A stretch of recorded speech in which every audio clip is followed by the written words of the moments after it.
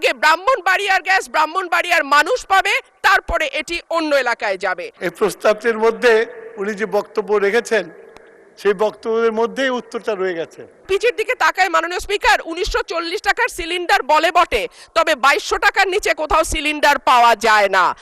আর আমরা যদি বিদ্যুতের চুলার কথা বলি তাহলে বলতে হয় ঢাকা শহরে 1-2 ঘন্টা লোডশেডিং থাকে, কিন্তু গ্রামে সেটা 14 ঘন্টা পর্যন্ত গড়ায়। সুতরাং গ্যাস ছাড়া আমাদের আসলে এই মুহূর্তে সত্যিকার অর্থে চুলা জ্বালাবার মতন জ্বালানি নেই। এবং ব্রাহ্মণবাড়িয়ার গ্যাস যেহেতু সকল দেশের অন্যান্য এলাকায় সকল এলাকায় যায়, সুতরাং আমার দাবি থাকবে আগে ব্রাহ্মণবাড়িয়ার গ্যাস ব্রাহ্মণবাড়িয়ার মানুষ পাবে, তারপরে এটি অন্য এলাকায় যাবে। মাননীয় স্পিকার, সম্প্রতি তিতাস গ্যাস ক্ষেত্রের 31 নম্বর একটা কূপ খনন হচ্ছে, যেখান থেকে দৈনিক 9 মিলিয়ন ঘনফুট গ্যাস পাওয়া যাবে বলে শোনা যাচ্ছে। আমি আশা করব এই নতুন যে কূপ 31 নম্বর কূপ যেটা তিতাস গ্যাস ফিল্ডে খোঁড়া হচ্ছে, সেই গ্যাস আগে ব্রাহ্মণবাড়িয়ার মানুষ পাবে, তারপরে এই গ্যাস। মাননীয় সংসদ সদস্য যে প্রস্তাবটি করেছেন, এই প্রস্তাবটির মধ্যে উনি যে বক্তব্য রেখেছেন সেই বক্তব্যের মধ্যেই উত্তরটা রয়ে গেছে। তারপরেও আমি ওনার বক্তব্যটাই রিপিট করছি। মাননীয় স্পিকার, 2016 সাল থেকে বাংলাদেশে গ্যাসের ঘাটতি দেখা দিয়েছে এবং প্রেশার কমে গেছে।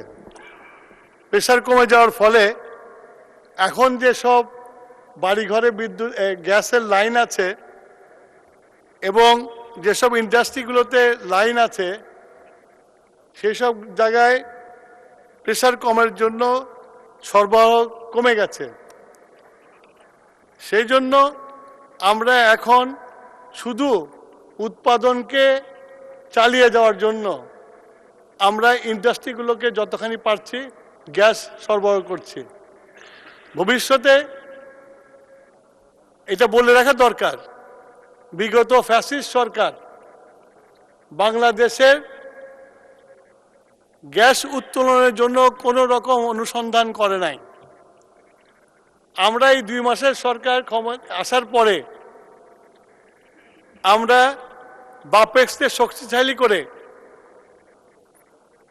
অনুসন্ধান কাজ শুরু করেছি।